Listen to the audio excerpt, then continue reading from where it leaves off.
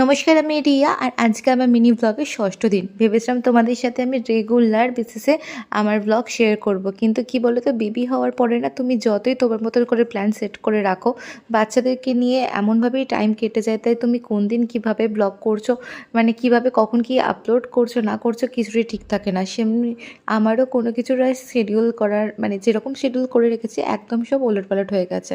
তো সকালবেলা ঘুম থেকে উঠে ফ্রেশ হয়েছি, তারপরে মা একটু আদা দিয়ে চা করে দিয়েছে, কারণ গলাটা ভীষণ ব্যথা ছিল। আর এই চাটা খেয়ে অনেকটা রিলিফ লাগলো।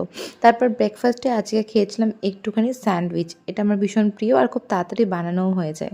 তারপর লাঞ্চে এখানে একটু মা মূলো ভাজা করেছিল, তারপর টমেটো, কাঁচা টমেটো এখন উঠেছে তো সেটার তরকারি, বড়া, আর এখানে ছিল আলু, ফুলকপি, ওলকপি, এগুলো দিয়ে মাছের ঝোল আর এই চাটনি।